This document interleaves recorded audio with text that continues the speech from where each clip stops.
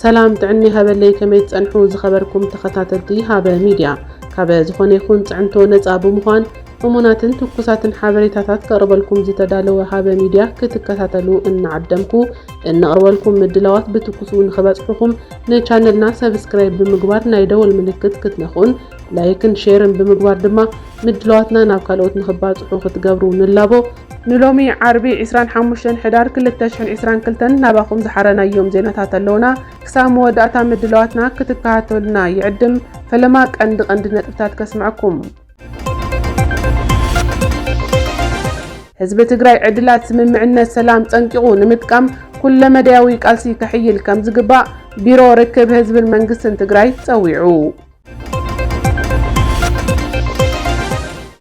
ድሕረ ስምምዕነት ሰላም ፕሪቶሪያን ናይሮቢን ናብ ትግራይ ዝኣቱ ዘለው ሰብኣዊ ሓገዛት ዘዕግብ ኣይኮነን ኢሉ ኣይተ ጌታቸው ረዳ በተመሳሳሊ ትካል ምግቢ ዓለም እውን ናብ ትግራይ ዘቅርቦ ዘሎ ሓገዛት ውስን ምዃኑ ገሊጹ ዝብሉን ካልኦ ዜናታትን ኣለውና ክሳብ መወዳእታ ምድላዋትና ክትከታተሉና ይዕድም ሕዚ ናብ ዝርዝሮም ከስግረኩም ዕድላት ስምምዕነት ሰላም ጸንቂቕና ንምጥቃም ኣብ ውሽጥን ደገን ዘሎ ትግራዋይ ሓድነቱ ዝያዳ ብምጥንኻር ኩለ መዳይ ቃልሲ ክሕይል ቢሮ ርክብ ህዝብ መንግስትን ትግራይ ጸዊዑ ስምምዕነት ፕሪቶሪያ ፖለቲካዊ ኣፈላላይ ብሰላማዊ መንገዲ ንምፍታሕ ዘኽእል ዕድል ዝፈጥር ስለዝኾነ ረብሓ ህዝቢ ትግራይ ንምርግጋጽ ብቆራጽነት ምስራሕ ኣብ ዝጠልበሉ ምዕራፍ ኣቲና ኣለና ኢሉ ቢሮ ርክብ ህዝቢ መንግስትን ትግራይ ኣብ ዘውፅኦ ሰሙናዊ መልእኽቲ እቲ ስምምዕነት ሰላም ተግባራዊ ንምግባር ህዝብን መንግስትን ትግራይ ወትሩ ቁርብ እዩ ዝበለት መግለጺ ነዚ ንምፍጻም ዘኽእሉ ዕማማት ብቆራጽነት ኣብ ምስራሕን ብተወሳኺ ድማ ነዚ ኸይዲ ዘተዓናቕፉ ኣካላት ብጽንዓት ምቅላስ ኣዝዩ ኣገዳሲ ከም ዝኾነ እቲ ቢሮ ኣብሪሁ ኣብዚ ኸይዲ ኣወንታዊ ኣስተዋጽኦ እናገበሩ ዝመጹ ኣካላት ነቲ ክሳብ ሕዚ እናካይድዎ ዘለዉ ምንቅስቓስ ብዝበለጸ ኣጠናኺሮም ክቕጽልሉ ይግባእ ዝበለት መግለጺ ከይዲ ሰላም ንምዝራግ ዝጽዕሩን ዝተፈላለዩ መደናገርቲ ሓሳባት ዘቃልሑን ህዝብን መንግስትን ትግራይ ናብ ዘየድሊ ጎንፂ ንኽእትዉ ብቐጻልነት ምስርሖም ዘይተርፍ እዩ ዝበለት መግለጺ ኣብዚ ኸይዲ ከጋጥሙ ዝኽእሉ ፈተናታት ብምምካት ዘለው ዕድላት ሰላም ንምጥቃም ዘይተሓለለ ጻዕሪ ክግበር ይግባእ ኢሉ እቲ መግለጺ ኣብ ውሽጥን ደገን ዘሎ ሕድሕድ ትግራዋይ ካብኡ ዘድሊ ኩሉ ዓይነት ቃልሲ ክገብርን ህልውና ህዝቢ ውሕስ ንምግባር ለምውን ከም ትማሊ ብምሉእ ዓቕሙ ከም ዝረባረብ እምነት መንግስቲ ትግራይ ልዑል እዩ ክብል ቢሮ ርክብ ህዝቢ መንግስትን ትግራይ ኣብ ዘውፅኦ ሰሙናዊ መልእኽቲ ሓቢሩ ኣተሓባባሪት ሰብኣዊ ሓገዛት ሕቡራት ሃገራት ኣብ ኢትዮጵያ ኣብ መቐለ ዑደት ኣሳሊጠን ኣብ ኢትዮጵያ ኣተሓባባሪት ሰብኣዊ ሓገዛት ሕቡራት ሃገራት ዶክተር ካትሪን ሱዚ ዝምራሕ ጉጅለ ልኡኽ ምስ ሰብ መዚ መንግስቲ ትግራይ ተዛትየን እተን ኣተሓባባሪት ሰብኣዊ ሓገዛት ናብ ትግራይ ይኣቱ ከም ዘሎን ይኹን እምበር ምስቲ ዘሎ ጠለብ ዝመጣጠን ስለ ዘይኮነ ትካላት ወሃብቲ ሓገዝ ደገፎ መጠናኺሮም ክቕጽልሉ ከም ዝግባእ ኣተሓሳሲበን እቲ ተፈጢሩ ዘሎ ሃዋህው ሰላም ንህዝቢ ትግራይ ንሰራሕተኛታት ሰብኣዊ ሓገዝን ተስፋ ሂቡ ከም ዘለውን ተዛሪበን ነቲ ጉጅለ ልኡኽ ኣቀባብላ ዝገበሩ ሓላፊ ቢሮ ሕርሻን ልምዓትን ገጠር ትግራይ ዶክተር ኣትንኩት መዝገቦ ኣብ ትግራይ ካብ ኩናት ብምውፃእ ዘላቒ ሰላም ንኽመጽእ ብዕቱብ ይስራሕ ከም ዘለውን ኣገንዚቦም ድሕሪ ስምምዕነት ሰላም ፕሪቶሪያን ናይሮቢን ናብ ትግራይ ዝኣቱ ዘሎ ሰብኣዊ ሓገዛት ዘዕግብ ኣይኮነን ኢሉ ኣይተ ጌታቸው ረዳ ኣባል ሴንትራል ኮማንድ ትግራይ ኣይተ ጌታቸው ረዳ ምስ ቢቢሲ ሃርድቶክ ኣብ ዘካየዶ ቃለ ምሕተት ብመሰረት እቲ ዝተበጽሐ ስምምዕነት እኹል ሰብኣዊ ሓገዝ ኣየኣቱን ዘሎ እዚ ድማ ፖለቲካዊ ፀወታ ክኸውን ከም ዝኽእል ዘለዎ ጥርጣረ ገሊጹ ወላ እኳ ብማሕበረሰብ ዓለምን ትካላት ሰብኣዊ ሓገዛትን ተገዳስነትን ተሃለወ ብወገን መንግስቲ ኢትዮጵያ ግን እዚ ዝበሃል ምዕባለ ከም ዘየለ ተዛሪቡ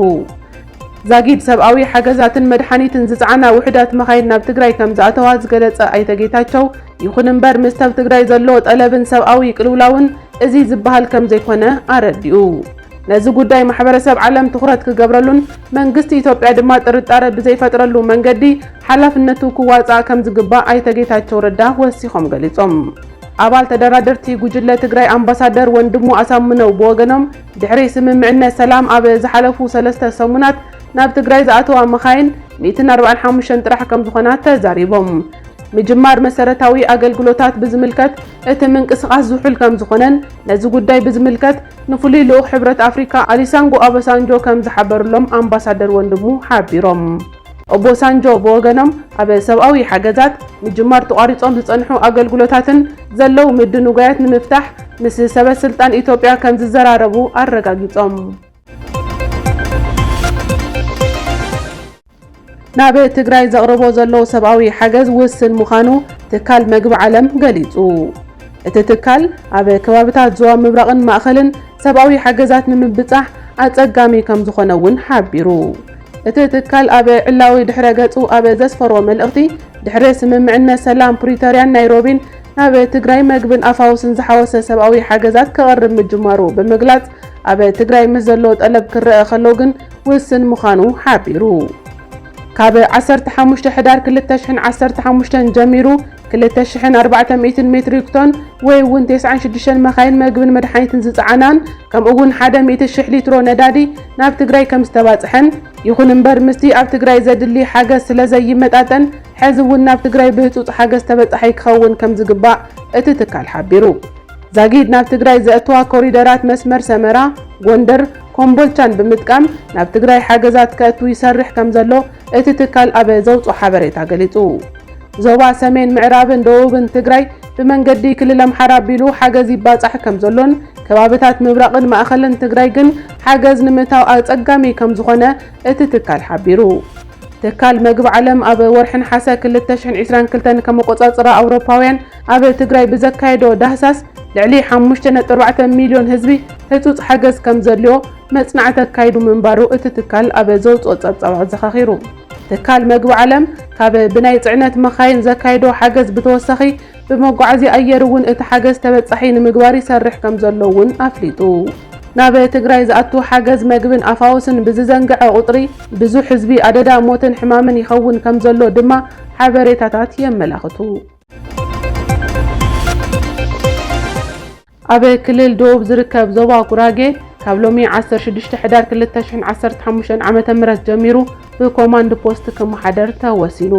ህዝቢ ጉራጌ በብእዋኑ ሕቶ ክልልነት ካልዕል ከም ዝጸንሐን ካብ ዝሓለፈ ሰሙን ጀሚሩ ግን ኣብ ከተማ ወልቂተን ካልኦት ከባቢታት እቲ ዞባን ሰላማዊ ሰልፊ ስራሕ ጠጠው ናይ ምባል ወፍሪ ክካየድ ከም ዝቐነየን በዚ ድማ ኣብቲ ዞባ ዘይምርግጋዕ ዓሲሉ ቀንዩ ነዚ ስዒቡ ዝተፈጠረ ዕግርግር ንምቁፅጻር ካብ ሎሚ 16 ሕዳር 2015 ጀሚሩ እቲ ከባቢ ብኮማንድ ፖስት ክመሓደር ከም ዝተወሰነ ሓላፊ ቢሮ ጸጥታ እቲ ክልል ኣይተ ኣለማዮህ ባውዴ ተዛሪቦም እቲ ናይ ምርግጋዕ ስራሕቲ ምስ ፖሊስ ፌደራልን ክልልን ብምትሕባር ይስራሕ ከም ዘሎን ዛጊድ ኣብቲ ህውከትን ዕግርግርን ተሳቲፎም ዝተባሃሉ 7 ተጠርጠርቲ ከም ዝተተሓዙ ተገሊጹ እቲ ተጣይሹ ዘሎ ኮማንድ ፖስት ዝኾነ ይኹን ኣኼባታትን ሰላማዊ ሰልፍታትን ከም ዝኽልክል እውን ተሓቢሩ ኣብ ዝሓለፈ ዓመት ወርሕን ሓሰውን ህዝቢ ጉራጌ ኣብቲ ዞባ ስራሕ ጠጠው ናይ ምባል ወፍሪ ድሕሪ ምግባር እቲ ከባቢ ብኮማንድ ፖስት ክመሓደር ተወሲኑ ከም ዝነበረን እዚ ናይ ሎሚ ንመበል ካልኣይ ግዜ ከም ዝኾነ ድማ ተገሊጹ ልዕሊ 56 ብሄር ብሄረሰባት ዝሓዘት ክልል ደቡብ ኣብ ውሽጣ ብርክት ዝበለ ሕቶ ክልል ምዃን ዋላ እኳ እንተሃለወ ብመንግስቲ ግን ክዕፈን ይረአዩ ዝኸበርኩም ተኸታተልትና ዕለታዊ ዜናታትና እዚኣቶም ይመስሉ ነይሮም ንምክትታልኩም ክብረት ይሃበልና ሃበ ሚድያ ብሓባር እንዕብዮ ናታትኩም ሚድያ እዩ